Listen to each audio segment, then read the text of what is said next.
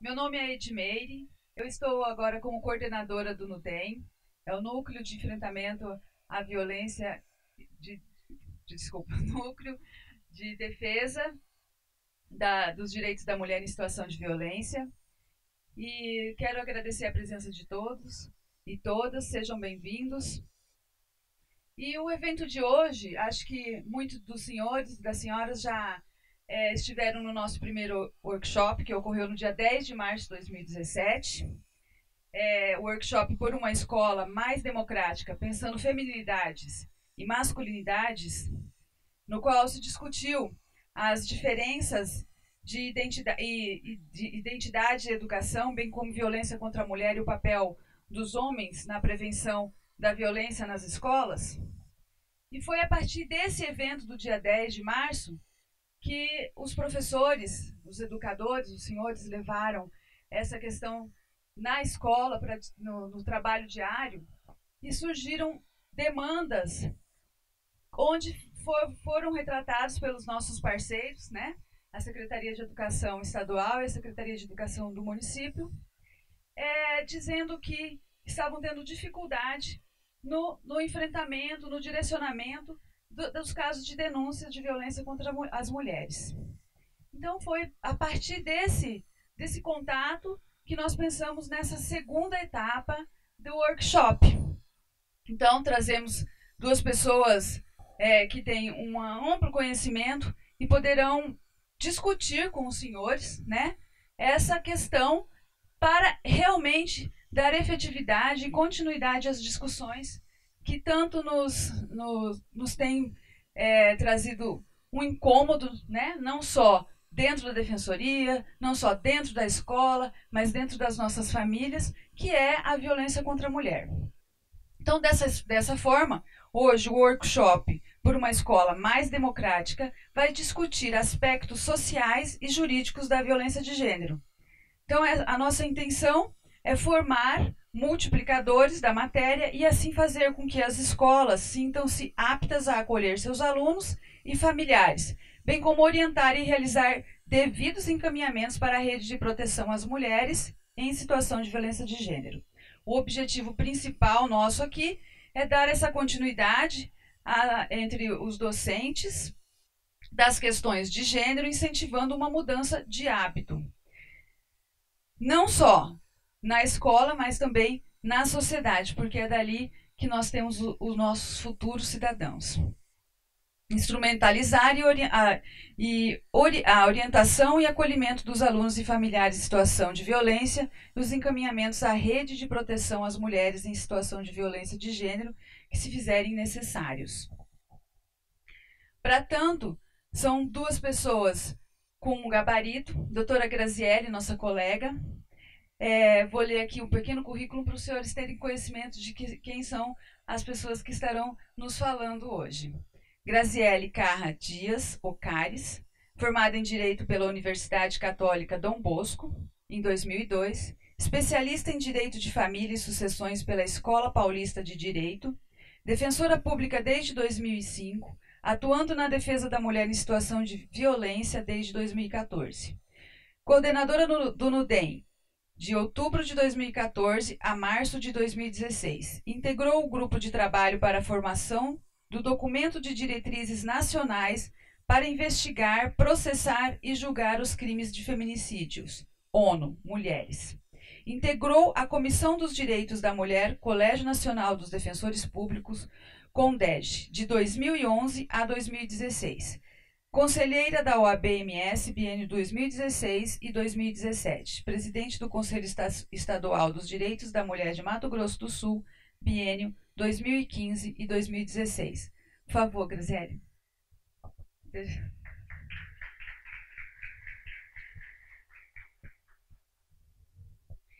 E a doutora Estela Márcia Rondina Escândola, graduada em Serviços Sociais pela Universidade Católica Dom Bosco, 1983, especializada em Saúde do Trabalho e Psicologia Social, mestre em Saúde Coletiva pela Universidade Federal de Mato Grosso do Sul e doutora em Serviço Social pelo INSECT-U, ISQT. em cotutela com a Universidade Federal de Pernambuco. É professora e pesquisadora da Escola de Saúde Pública de Mato Grosso do Sul, tutora da residência multiprofissional em saúde do Hospital São Julião, membro da Rede Feminista de Saúde, Direitos Sexuais e Direitos Reprodutivos, atua principalmente nas temáticas de direitos humanos e diversidades, com ênfase na questão indígena, saúde do trabalhador, tráfico e escravidão de pessoas e educação popular. Eu desejo um ótimo trabalho a todos e vamos dar início. Passo a palavra à doutora Graziele. Olá, bom dia. Todos os professores, professoras, né, integrantes aqui presentes. É uma grande satisfação, como a doutora Edmeire, minha colega, já me apresentou, meu nome é Graziele, está aqui meu e-mail. Fiquem à vontade para anotar, para mandar dúvidas, sugestões. É um prazer muito grande falar para esse público. Hoje de manhã, antes de vir para cá, estava conversando com a minha mãe, que é professora aposentada, e ela estava me dando umas dicas e cobrando, né? Olha lá o que você vai falar para os meus colegas, hein? Presta atenção. Você vai ficar em pé, você vai ficar andando, você vai passar vídeo, você fez slide, ficou me cobrando o que eu ia falar para os colegas, sabe? A professora. E eu fico muito feliz de poder participar desse evento, como a Edmeire disse aqui, a continuidade, né, daquele evento que teve em março, que veio a representante da ONU, veio a doutora Thaís, veio o professor Tiago, né, e falou das questões de gênero. Então, hoje, eu preparei como se fosse uma continuidade, como a Edmeire disse, a pedido mesmo do que vocês gostariam, né. Qual que foi a ideia, então, do que eu trouxe aqui desses aspectos jurídicos? A gente tem que só retomar um pouquinho, bem rapidamente, as questões de gênero, né, que a doutora Estela vai falar isso de uma forma mais aprofundada, então, também, para a gente não confundir os temas, eu vou falar bem por cima disso. E depois a gente já entrar nos aspectos jurídicos. Então, é mais ou menos assim o que eu imaginei para hoje. Estão diagnosticando, estão vendo que a criança está com problemas de relacionamento na escola, está com um comportamento agressivo, né? Está queixosa ou está deprimida. O professor adquire, né, aquela relação de confiança com a criança consegue desabafar e consegue falar que está tendo violência em casa, que a mãe está sendo vítima de violência, ou que a irmã está sendo vítima de violência do padrasto. Enfim, ela consegue vir e falar, tem violência na minha casa. O que a gente vai fazer com isso? Né? Onde a gente leva essa informação, quais as medidas que a gente toma, porque é uma situação de confiança mesmo, muito delicada entre o profissional da educação e esse aluno ou essa aluna, né? Essa criança também se vê inserida num conceito de violência doméstica, ela também é vítima dessa violência, né? Ainda que de forma reflexa. Pode ser que diretamente ela não esteja sofrendo uma violência física, mas o reflexo da violência física, que a mãe ou a irmã, alguém que vem sofrendo no lar, vai refletir nessa criança de uma forma reflexa. Ela vai ficar deprimida, ela vai ficar com problemas de comportamento, né, na escola, e tudo isso o professor tem que ter esse olhar cuidadoso e mais cuidado ainda na abordagem com essa criança, né? Então, é isso que eu vou tentar passar, né? Claro que os senhores e as senhoras têm um conhecimento muito mais profundo do que o meu nessa questão de identificação, né? Então, eu vou passar mais os aspectos jurídicos disso. Identificou o que a gente pode fazer, os caminhos a tomar, como a gente vai ajudar e auxiliar essa família, essa criança, para que essa violência cesse, certo? Então, vamos lá, vamos começar. Bom, você vai passando, Nath? A Defensoria Pública, né? É importante a gente dizer qual que é a função da Defensoria Pública. O núcleo da mulher, que é o núcleo que a Edmeire explicou aqui, atende as mulheres em situação de violência, certo? As mulheres que são vítimas em razão de ser mulher. Então, não só a violência doméstica, a violência no lar é a violência que a gente atende. Por exemplo, a mulher que foi estuprada por um estranho na rua, né? A gente atende no núcleo. A mulher que foi vítima do sistema de saúde, de uma violência obstétrica, que não conseguiu fazer uma cirurgia de laqueadura, né? Então, a gente atende todas as mulheres que estão em situação de violência em razão de ser mulher. Está nas nossas atribuições, na nossa lei complementar federal 80 de 94, falando que está entre as funções institucionais da Defensoria atender a mulher vítima de violência doméstica e familiar e de outros grupos sociais vulneráveis. Pode passar, Nath. Tá? Então, essa é a nossa sede, para quem não conhece. É um serviço, já estou apresentando, então, o primeiro serviço para os senhores e para as senhoras, onde a gente encaminha as mulheres, as mães, né, as professoras, porque a violência doméstica, gente, é uma violência muito democrática, tá? Ela não tem classe social. A violência acontece em todos os lares. Acontece nos lares de médica, acontece nos lares de advogada, acontece nos lares das professoras, acontece nos lares das funcionárias da nossa casa, acontece em todos os lugares, né? Então, ela é muito democrática.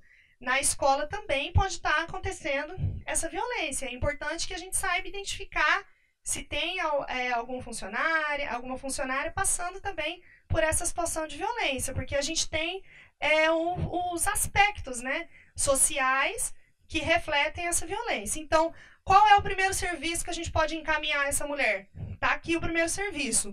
O Núcleo Institucional de Promoção e Defesa dos Direitos das Mulheres, que fica localizado lá na rua Joel Dibo 238, que é perto ali do Horto Florestal, né? Que é a nossa unidade da Defensoria.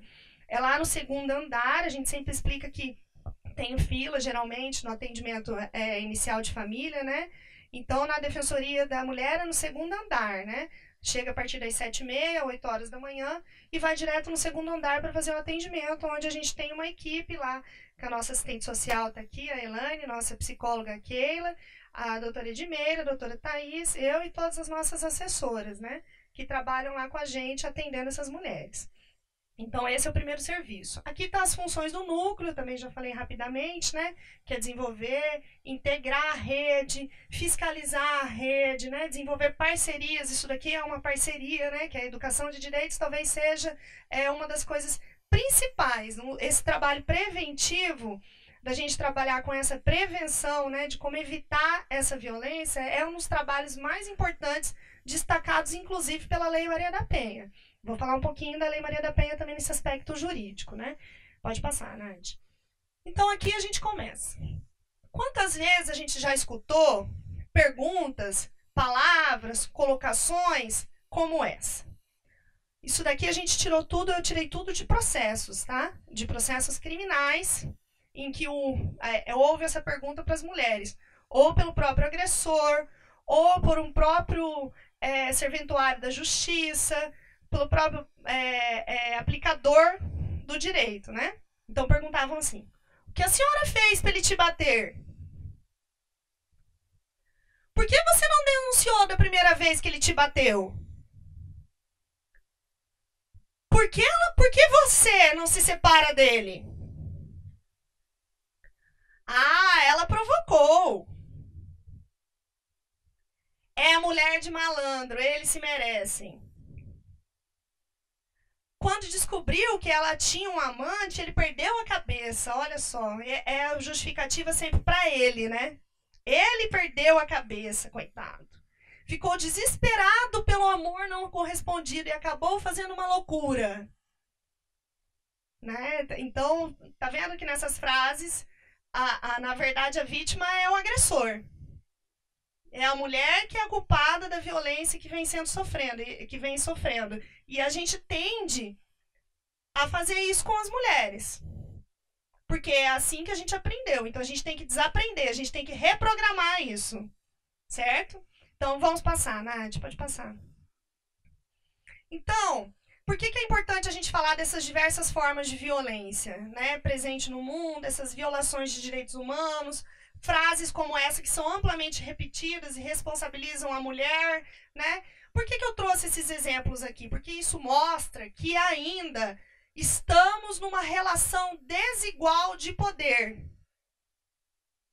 Homens e mulheres.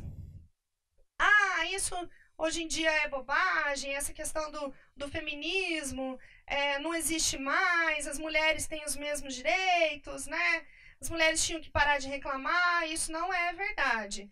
Nós ainda estamos numa situação de desequilíbrio na sociedade, certo? As mulheres ainda precisam ter medidas e leis específicas que protejam os seus direitos de uma forma diversa. Por que veio e surgiu a Lei Maria da Penha? Para equilibrar essas relações. Vamos passar aquele primeiro vídeo, Nath? Agora eu vou passar um vídeo aqui, falando um pouquinho dessas frases também. É um vídeo espanhol, tem bastante frase, a gente vai passar um pouco, que as mulheres vão ouvindo ao longo da vida e a gente vai repetindo.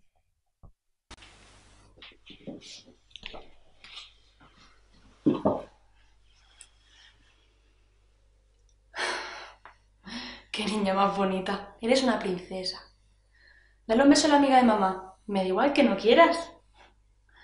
No te preocupes si los niños te tiran al suelo. Es que les gustas. Qué graciosos los niños levantando las faldas. Son cosas de niños. No seas tan bruta jugando. Pareces un niño. Las niñas mayores no lloran. Tienes que ser buena. Las señoritas no gritan. Cállate. Mira qué guapa, con tu pelo arreglado. Si te ven jugar con los chicos, te van a llamar marimacho. Qué bonita eres. Las niñas son tan complejas. No te preocupes si te tratan mal, es que te tienen envidia. Las niñas sois más listas. Ellos siempre juegan mientras que vosotras estudiáis. Deja de quejarte. Los videojuegos son de chicos. Los coches son de chicos. Las cocinitas son de niñas. Judo no, mejor gimnasia rítmica. Las niñas siempre son más educadas, tan calladitas. Informática, no prefieren bailar, con lo guapa que estás con la falda. No te vayas con nadie que no somos nosotros. Ten cuidado, no cojas nada de nadie. Hay hombres muy malos. ¿Tienes novio ya? ¿No tienes novio aún? Estás siempre rodeada de chicos, calientapollas. Me he enterado de que se la chupas a tu novio. Puta, llama para que te recoja. ¿Eh? Dile a tus amigos que vengan a recogerte. No vuelvas sola, ten cuidado. Así vestida pareces una mojigata. Así vestida pareces una puta. Si no querías que te mirase, ¿para qué llevas ese escote? Si no querías que te tocase, no haberme calentado. ¿Qué pasa? ¿Tienes la regla? Bailas así para ponerme. Andas así para ponerme. Me miras así para ponerme. ¿Vomitas para adelgazar? Pff, qué superficial. La belleza está en el interior. Tío, ya por la amiga gorda. Son más fáciles porque están desesperadas. Te los follas a todos. Zorra. ¿A un virgen? ¿Frígida? Está buenísima. No te toco ni de coña. ¿Ser madre? ¿No eres demasiado joven? ¿No eres demasiado vieja? ¿Es que no tienes ambición? ¿No quieres ser madre? Eres demasiado joven para saberlo. Vas a perderte lo más importante de tu vida. Te maquillas demasiado para ir al instituto. Ay, si te arreglaras un poco, hija mía. Vosotros lo tenéis más fácil. Enseñáis una teta y está todo hecho. ¿Qué hay para cenar? ¿Qué hay para comer? ¿Dónde están las toallas? ¿Me has planchado la camisa? No queda nada en la nevera. Ahora no puedo hablar. Estoy hablando con mis amigos. Deberías agradecerme que te mirasen. Lo que darían por tenerte. Si te miro otra vez, le doy. ¿Después de tanto tiempo dices que ya no me quieres? Los hombres y las mujeres no pueden ser amigos. Siempre piensan en lo mismo. Ese tío te trata bien. ¿Qué más quieres? Eres tan borde porque te falta un buen polvo. No te pongas histérica, madre mía, no se te puede decir nada. Bom, esse daqui são 100 frases, né? Depois eu deixo o vídeo aqui disponível para vocês acabarem de ver, mas ele é muito comprido. Mas o que isso significa? Tá vendo como a cobrança das mulheres, né? Aqui ela disse que é casa de saúde mental. Então, tá vendo como há a cobrança das mulheres, né? Não se maqueie, porque senão você vai ficar muito vulgar. Se arruma, que você está muito relaxada, né? Não pode fazer judô, que é um esporte masculino. Vamos fazer balé, porque é feminino. Então, a gente recebe essas cobranças ao longo da nossa vida, e isso vem, sim, formando uma sociedade desigual, tá? Porque se exigem das mulheres. Como que a gente vê essa desigualdade? Nos processos criminais em que essas mulheres são vítimas. Tá? A gente faz audiências a tarde inteira, de segunda a quinta-feira, 15, 17 processos diários de mulheres vítimas de violência. E o que a gente escuta os homens falando? Eu cheguei em casa, doutor, e a janta não estava pronta. Puxa vida, né? Trabalhei o dia inteiro e a janta não estava pronta. Né? O senhor não concorda que ela mereceu apanhar? Né? Por quê? Porque ele foi educado assim, que as mulheres têm que servir. Então, quando a gente pergunta para esse homem, onde ela estava? Ah, ela estava trabalhando o dia todo. Né? E o senhor, tem muitos, né? Eu estou desempregado, estava procurando emprego. Né? Hoje a gente já tem uma mudança disso. Muitas mulheres são as provedoras do lar, né? Então, é uma outra forma de violência. Os homens se irritam com isso, porque não foi assim que eles aprenderam. Isso está errado. Eles que deviam estar fazendo isso e elas que estão. Então, isso gera violência. Então, a gente vem repetindo essa cultura há muitos anos, há muitos séculos, e a gente precisa começar a refletir no que isso vem desencadeando. E vem desencadeando violência contra as mulheres. Certo? Mas eu não vou entrar tanto nessa questão, porque a Estela vai falar mais disso. Então, pode passar. Então, o que vem desencadeando? Violência. Olha aqui as estatísticas. 5 espancamentos a cada 2 minutos. 1 estupro a cada 11 minutos. 1 feminicídio, né, que é o assassinato de mulheres, a cada 90 minutos. O dado na Argentina é 1 a cada um dia e meio. Certo? Aqui é o nosso crime, né, que agora foi um homicídio qualificado, a pena aumentou um pouco. Aqui a gente não tem pena de morte, não tem prisão perpétua. Na Argentina, quem comete feminicídio é condenado à prisão perpétua. E agora, recentemente, ainda teve a sanção de uma lei na Argentina que o feminicida, né, o homem que mata a mulher, perde todos os direitos sobre os filhos, né, as questões de guarda, perde todos os direitos. Uma coisa que parece óbvia, mas que não é. A gente tem dificuldade disso, né, no dia a dia. O cara está preso, vem a mãe dele, né, a avó paterna, querendo que a criança visite o cara que matou a mãe dela. A gente atende casos assim na defensoria. A gente tem que entrar com uma ação de guarda para a avó paterna, para a avó materna, para a tia materna, pedindo para proibir que essa criança vá ao presídio visitar o homem, que é pai dela, mas que matou a mãe dela. E que, muitas vezes, ela foi testemunha desse crime. Muitas vezes, isso já estava ela já estava inserida no conceito de violência há muito tempo. Ela já estava vendo a mãe ser vítima de violência e ela foi testemunha do pai matando a mãe. Então, a gente tem dificuldade até nisso. Isso é uma coisa muito grave, porque essa criança vai ter muitos reflexos na vida dela. É muito complexo. E, claro que isso vai se refletir no ambiente escolar. Né? Não tem como isso não refletir no ambiente escolar. Hoje, a maioria de nós, dos nossos alunos, das nossas crianças, passam a maior parte do tempo no ambiente escolar. Né? Então, é lá que tudo isso vai desabrochar, que todos os problemas emocionais, psicológicos, né, sociais, vão acontecer. Estou dando o exemplo do caso mais grave, que é o feminicídio, mas isso também acontece quando há outras formas de violência em casa, certo? Pode passar, Nath. Então, isso está desencadeando violência. Esse outro vídeo, que a gente vai passar rapidamente também, é bem interessante, porque mostra uma campanha da Polícia Militar de Santa Catarina, onde mostra as mulheres ligando, são ligações reais, tá? Das mulheres ligando para o 190 e pedindo socorro. E a gente vai ver que tem crianças também junto, gritando, chorando. Então, assim, é uma coisa bem chocante para a gente ter ideia do que acontece na casa dessa mulher, tá? Quando ela está em situação de violência, como ela fica numa situação desesperadora e as crianças participando desse contexto de desespero e de violência, né? Imaginemos que isso pode ter acontecido na noite anterior, no outro dia, às 7 horas da manhã, ela está na escola.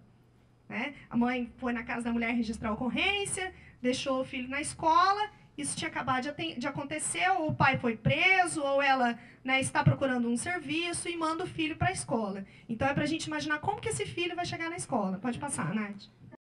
Polícia. Sim, polícia militar. Oi? Alô, pode falar. O meu marido tava me espancando. Quem? O meu marido. Seu marido? Eu consegui correr e deixar meus 2 filhos ali. Eu tô toda machucada. Polícia militar. Tá dando briga aqui em casa, o meu pai, ele quer bater na minha mãe. Ele tá ameaçando colocar fogo na casa. Se vem rápido, pelo amor de Deus. Ele tá ameaçando minha mãe. Por favor, eu preciso de ajuda. O meu namorado tá me agredindo. Agora eu preciso de ajuda. Se você encontrar no meu celular, vai ser pior. Tô te avisando. Perto. Ele mora perto do dele. Polícia militar. Boa noite.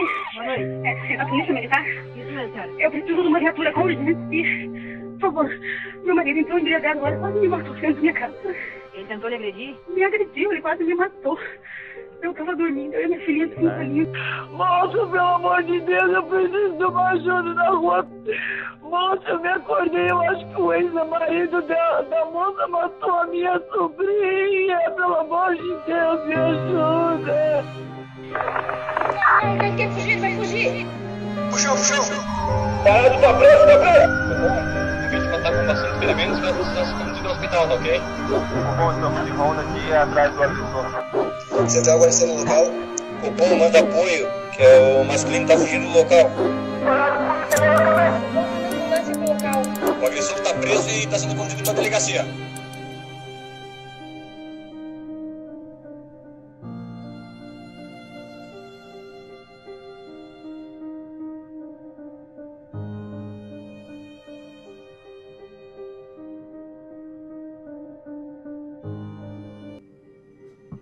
Interessante esse vídeo para a gente poder se colocar nesse contexto de violência, né? É um vídeo chocante mesmo, esse é o objetivo da gente ficar bem balançada com isso. Por quê? Porque a gente tende também a desqualificar a mulher quando ela está relatando essa violência, certo? A gente volta e repete aquelas frases. Por que você não veio da primeira vez? Nossa, mas você demorou para procurar o serviço, hein? Ou se não, você aqui de novo? Então, é um contexto de violência muito complexo para a gente julgar a mulher e julgar essas crianças envolvidas nesse contexto de violência. A gente tem que entender, e eu vou falar disso mais para frente, que isso é um ciclo. E a gente tem que ter paciência para a mulher enfrentar e romper esse ciclo de violência. Tem diversos fatores que a fazem permanecer nesse ciclo. Eu também vou falar mais para frente disso. Pode passar. Nath, aqui. Então, é necessário a gente ter uma lei Maria da Penha? Uma lei que trata diferente essa violência contra as mulheres? É necessário, porque é uma situação de desigualdade. Eu gostaria que um dia... Eu não tenho esperança que isso vá acontecer, porque os estudos aí indicam que isso vai demorar... Olha, falava em 300 anos, já faz uns 5 anos que eu estou dando palestra, então, uns 295 anos, para que a gente não precise mais de uma lei com uma política afirmativa, como é a Lei Maria da Penha, que trate de uma maneira diferenciada os direitos das mulheres, que a gente viva numa sociedade justa e igualitária, onde os direitos das mulheres sejam respeitados. Certo? Então, a Lei Maria da Penha veio para tentar equilibrar um pouco esse desequilíbrio dessas relações sociais. A Lei Maria da Penha leva esse nome e ficou conhecida em homenagem a Maria da Penha. Ela lutou, para ver seu agressor preso, ela é biofarmacêutica, cearense, foi casada com um professor universitário, olha aqui o que eu disse, como a violência é muito democrática, ela está presente em todos os meios, em todos os lares, de professores também. Então, ela sofreu a primeira tentativa de assassinato enquanto ela dormia com um tiro nas costas. O Viveiros, foi encontrado na cozinha, pedindo socorro, dizendo que havia sido um assalto. E ela acreditou que tivesse sido um assalto. A segunda tentativa, ela já estava assim, paraplégica. Ocorreu tempos depois, ele empurrou ela com a cadeira de rodas e tentou eletrocutá-la no chuveiro. Foi aí que ela realmente procurou ajuda e começou a investigação, né, em 1983. O primeiro julgamento, olha só, aconteceu só em 91, ele foi condenado a 8 anos. Daí, em 91, eles conseguiram anular o julgamento. Em 96, de novo, ele foi condenado. Mesmo após 15 anos, ele ainda não havia começado a cumprir pena nenhuma. Então, a Maria da Penha foi e fez uma denúncia lá em Fortaleza, numa audiência pública que teve, e a Comissão Interamericana de Direitos Humanos relatou essa denúncia, uma ONG relatou essa denúncia para a Organização de Direitos Humanos, essa Comissão Interamericana, e gerou um processo em que o Brasil foi condenado por negligência. Qual foi a punição do Brasil? Vocês têm que ter uma lei específica de proteção às mulheres. O Brasil foi um dos últimos países da América Latina a ter essa lei específica. Até a Bolívia e o Paraguai, que a gente considera países menos desenvolvidos que o nosso, né, que o Brasil, já tinha uma lei específica de proteção às mulheres. Né? Tinham muitas mulheres lá em Corumbá e Ladário que não tinham proteção nenhuma, enquanto as outras mulheres da fronteira ali já tinham essa proteção há muito tempo. Então, criou-se essa lei, pode passar, Nath. Então, a lei foi sancionada, né?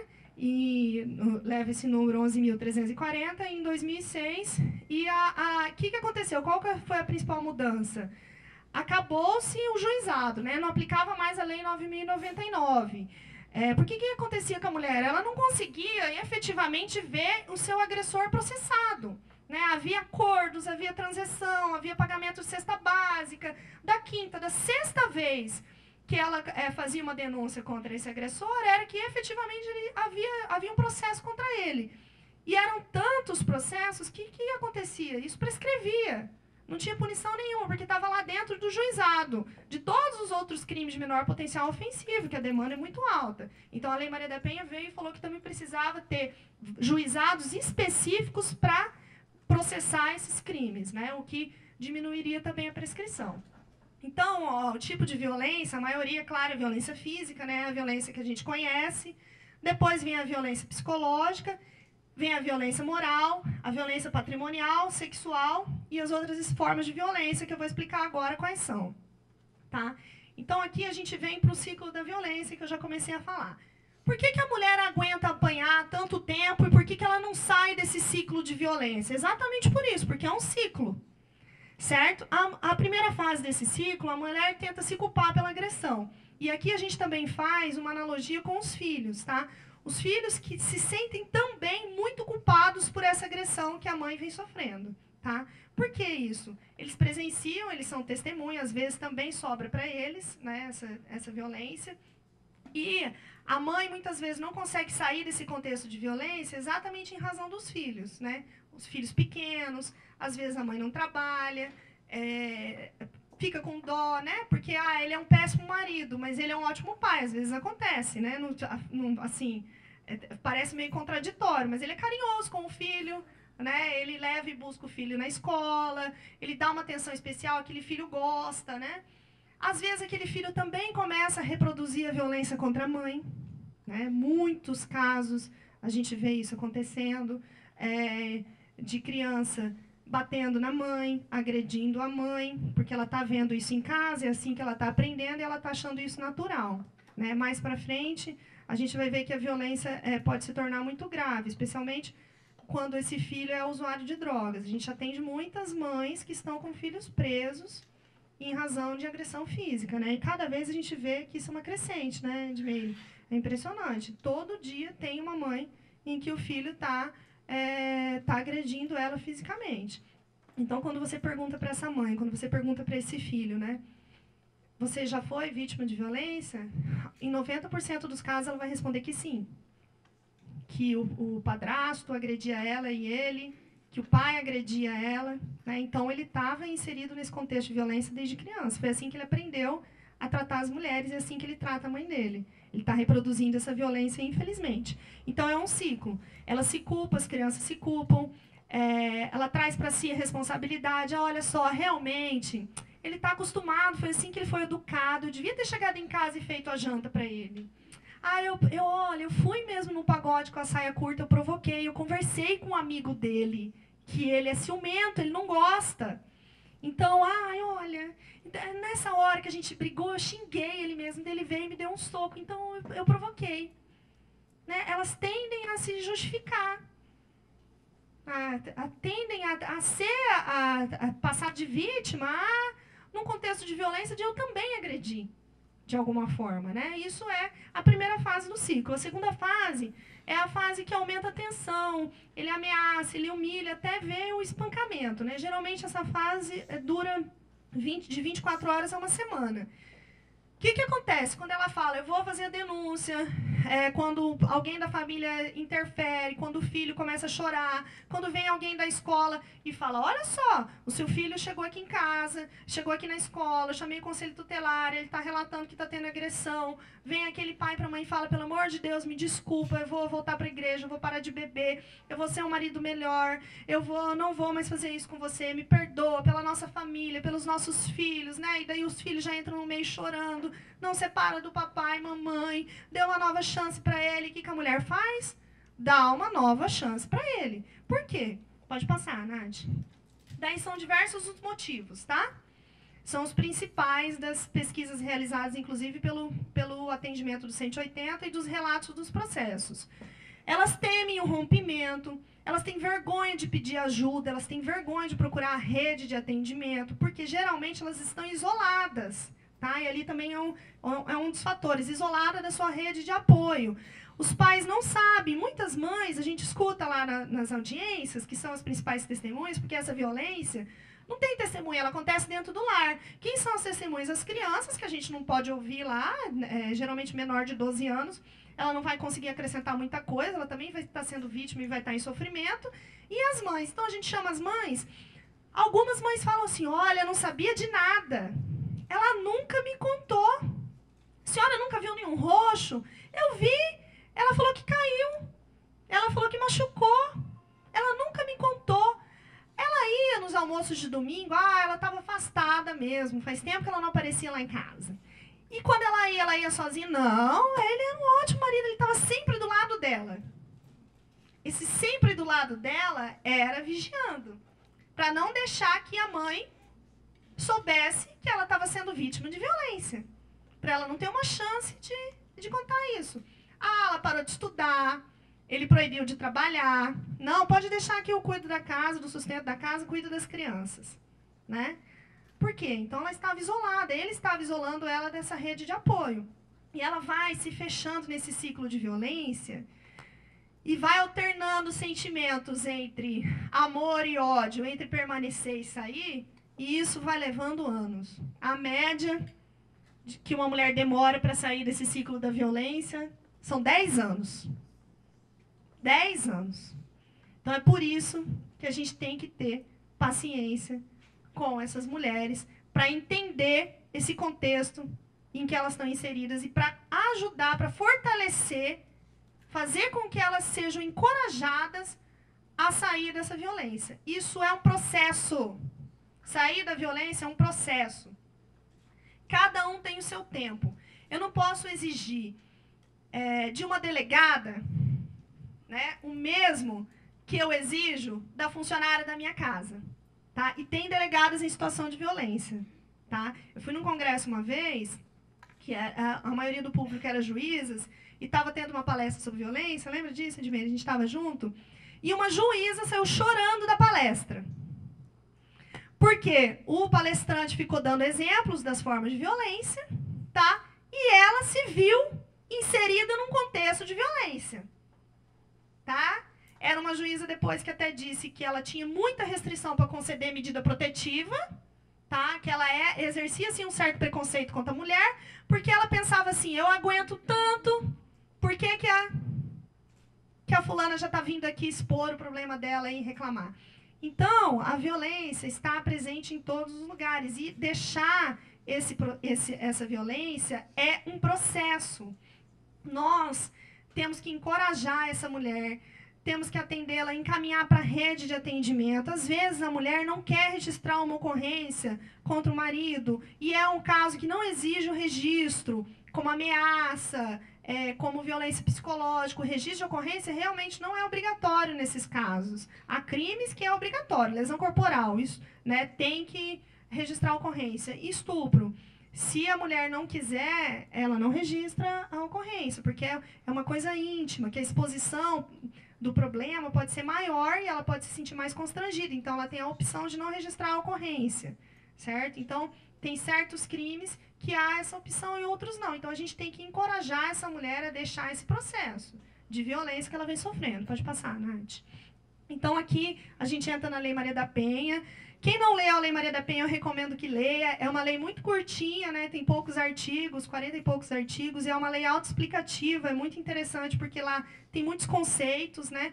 Sobre quais são as formas de violência, quais são as medidas protetivas, qual a rede de encaminhamento. Então, lá no atendimento, né, de alguma mãe, de alguma professora na escola, de alguma situação de violência, a Lei Maria da Penha pode ser muito útil. Olha só, você está sofrendo violência. Outro dia eu atendi, vou dar esse exemplo na violência psicológica, na violência patrimonial. Então, olha, qual que é o âmbito da unidade doméstica, né? É o espaço familiar, no âmbito da família, né? Em qualquer relação íntima de afeto, independente de coabitação. Então, aqui a gente fala de ex-marido, ex-namorado, né? Ex-convivente. Também é da relação de mãe e filho, né? Na relação entre duas mulheres também, a vítima sempre tem que ser uma mulher, certo? A vítima da Lei Maria da Penha é sempre uma mulher. Então, o agressor pode ser agressora ou agressora, né? Se encaixar em todos esses conceitos aqui da lei. Pode passar. Então, a violência doméstica constitui uma forma de violação de direitos humanos. Olha que bonito, a gente tem que dizer, né, numa lei, num artigo, que agredir mulher é violar direitos humanos. Né? Nós somos humanas, a gente tem que colocar isso numa lei para deixar bem claro que violar direitos das mulheres é uma forma de violação de direitos humanos. Pode passar, né? Então, a violência não precisa necessariamente ocorrer dentro do lar, né? Não se limita a esse ambiente físico. Por exemplo, se ele foi na porta do trabalho dela, né? Incomodá-la, segui-la, ameaçá-la, também vai enquadrar na Lei Maria da Penha, né? Pode passar, isso daí a gente já falou. As formas da violência. Violência física, que é a violência que a gente vê, né? Outra coisa também, a gente tende a dar mais crédito e mais valor a essa violência que a gente vê.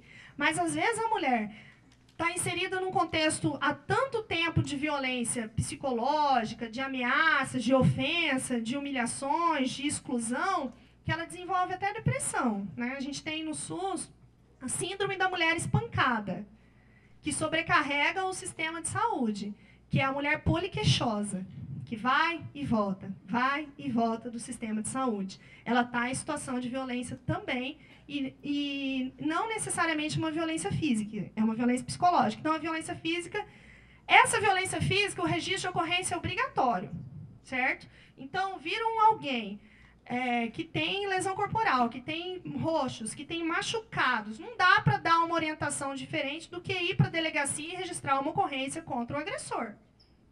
Tá? A gente não pode negociar direitos. Não podemos negociar direitos. Se você, vamos dar um exemplo, eu andando na rua com uma bolsa, passa alguém, puxa minha bolsa, me empurra, tá? Eu grito, vem alguém e segura. Eu falaria assim, larga a mão disso, devolve minha bolsa, vamos para casa? Ou ir até a delegacia registrar a ocorrência? Né? A gente não tem essa opção, porque aconteceu um crime de furto, né? Às vezes de roubo, de furto nesse caso. O registro é obrigatório. Tá? A gente não pode chegar na delegacia e falar, deixa isso daqui, vai dar trabalho, eu vou perder meu dia de trabalho. Né? É só um celular, ele levou, mas eu não vou registrar a ocorrência. Não, eu não quero mais processar ele, não, você solta ele. Isso existe? Existe? Entendeu? Não existe. O delegado vai falar assim, olha só, tem que registrar. Por quê? Porque é um crime que é uma prevenção para toda a sociedade. É igual quando tem violência física contra a mulher. O registro tem que ser feito, tá? Porque está violando os direitos humanos dessa mulher. Pode passar. Então, a violência psicológica, né? Que está também na lei, isso daqui tudo na Lei Maria da Penha. Olha só, entendida como conduta que cause dano emocional, diminuição de autoestima, humilhação, isolamento, vigilância. Já deu meu tempo, Nath? Acabando. Tá. perseguição, insulto, chantagem, né? Observe se o companheiro toma atitudes que estejam perturbando emocionalmente ela, né? Ameaça, humilhação, vigilância, insulto, chantagem, limitação de direitos de ir e vir. Essas são as formas de violência psicológica. Pode passar. Violência sexual, qualquer conduta que constranja a mulher a participar de uma relação não desejada, né? Intimidação, ameaça, coação. Essa semana eu atendi uma mulher que era vítima de estupro numa audiência, não sei se eu te contei. E ela tinha um relacionamento com ele e ela terminou, mas ela era muito apaixonada por ele ainda e ele estava querendo voltar, estava querendo reatar e convidou ela para ir na casa dele. Ela foi para fazer um caldo de peixe. Ela contou os detalhes do caldo de peixe. Enquanto ela estava fazendo o caldo de peixe, ele saiu para comprar não sei o quê, usou droga e voltou. Completamente drogado e alterado e a estuprou. Né? Ela falou, para, tentou reagir, ele muito forte, tentou reagir várias vezes, tentou sair, não conseguiu, ela foi estuprada, tinha laudo, tudo.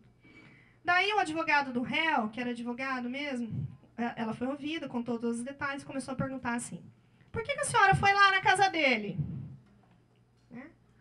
Porque eu gostava dele, estava tentando reatar um relacionamento. Como que era o sexo de vocês? Era violento? Era agressivo? Daí ela olhou para mim e falou assim, eu sou obrigada a responder isso? Eu falei, não. Ela falou, então eu não vou responder, não te interessa. Falou para o advogado. Estava bem insegura. Daí ela falou assim, ele começou a falar, você bebe? Você também tinha bebido? Você usa drogas? Daí ela falou assim, escuta, eu gostava dele, mas eu não permiti que ele fizesse aquilo comigo, eu não quis. Eu gritei, eu me machuquei, eu falei para ele sair, ele não parou. Pronto, isso é estupro.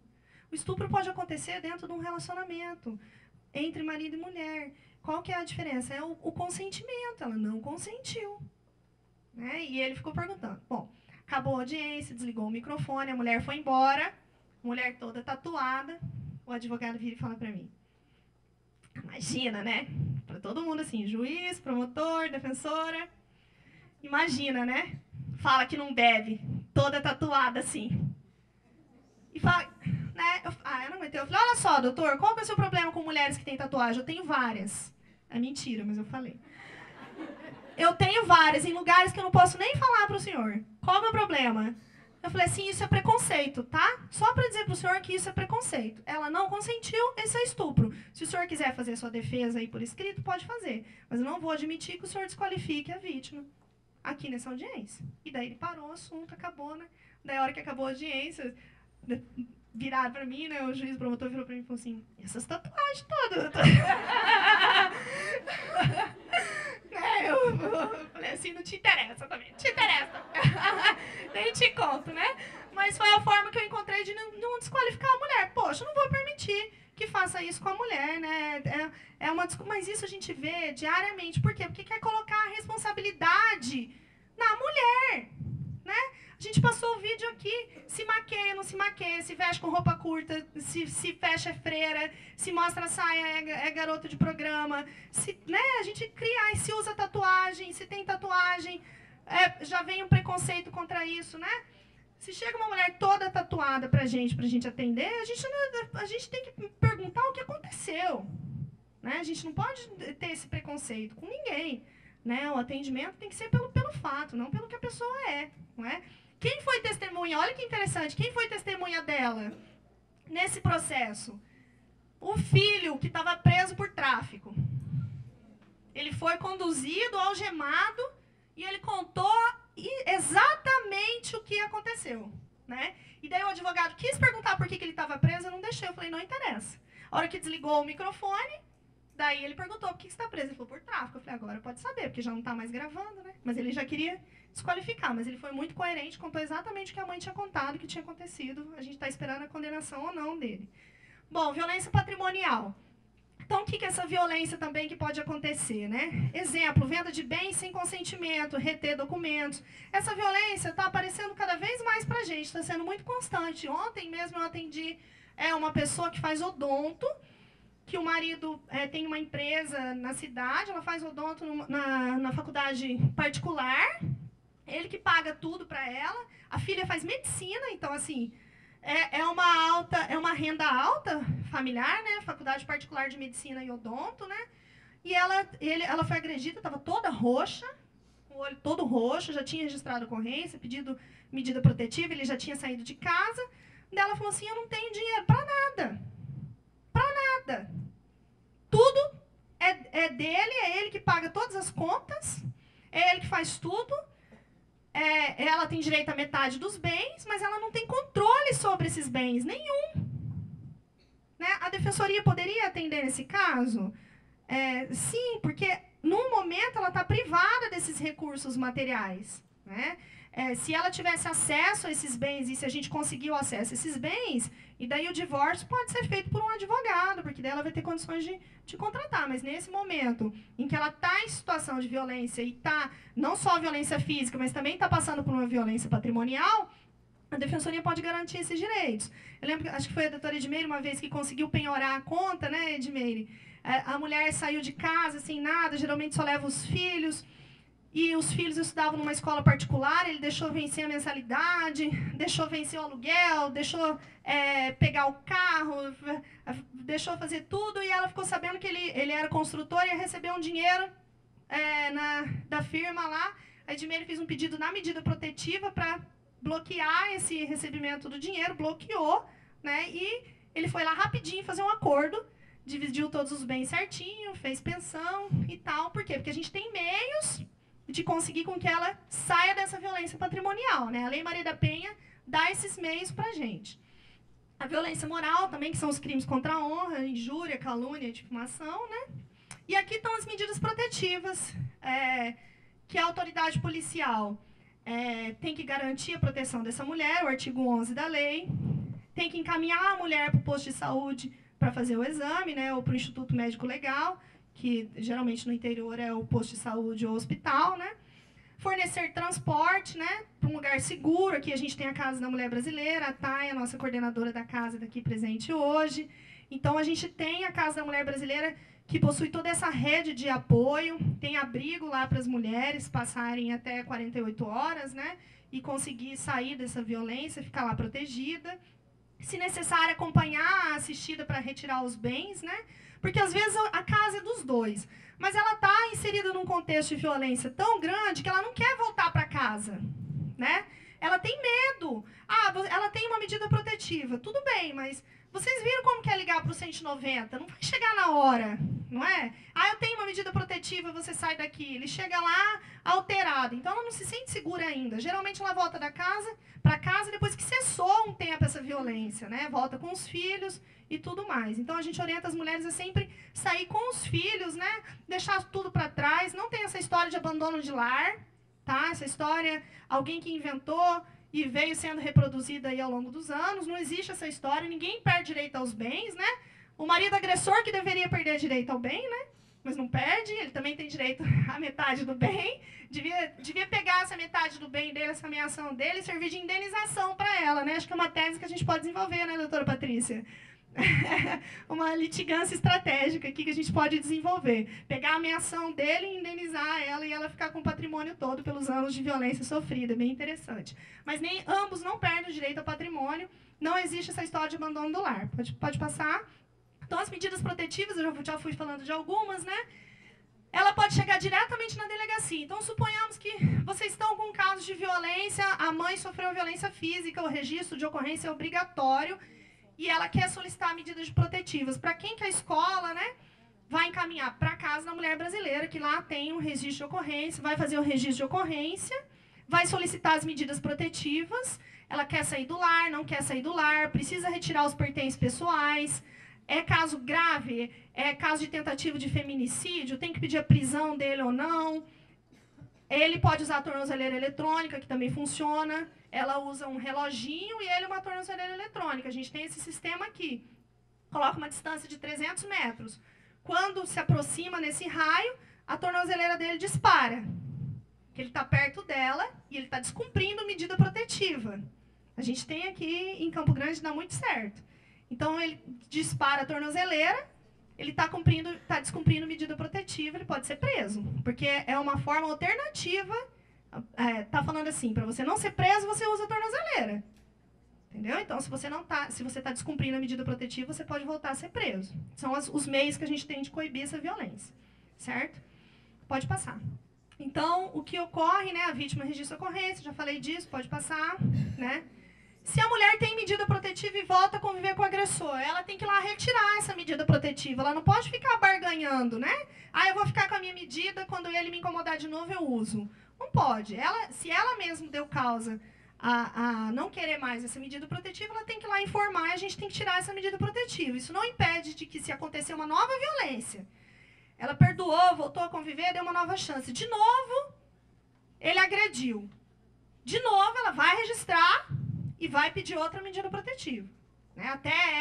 Até a gente entender que ela conseguiu sair desse ciclo da violência, que ela conseguiu se empoderar dos seus direitos, conseguiu essa rede de apoio toda e está fortalecida para realmente seguir em frente e manter a medida protetiva. Pode ser que a medida protetiva daqui 3 meses não precisa mais, eles resolveram se separar, já fizeram um acordo, a medida protetiva está ruim porque ele tem que pegar o filho, levar o filho na escola, então ela também pode tirar e falar, olha só, a gente já está bem, não voltamos, mas eu não preciso mais da medida protetiva, né?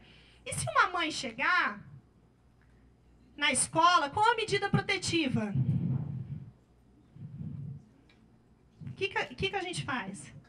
Olha só, eu tenho uma medida protetiva, eu estou com a guarda aqui da minha filha, ele está ameaçando levar a filha embora, então eu não quero que ele venha pegar a criança aqui na escola. O que a escola faz? Tem que cumprir a decisão judicial. Geralmente, na medida protetiva, ele não fica impedido de visitar. Mas se a mãe está dizendo que está com medo dele pegar a criança e não devolver, tem que conversar bem com essa mãe, chamar o conselho tutelar, né?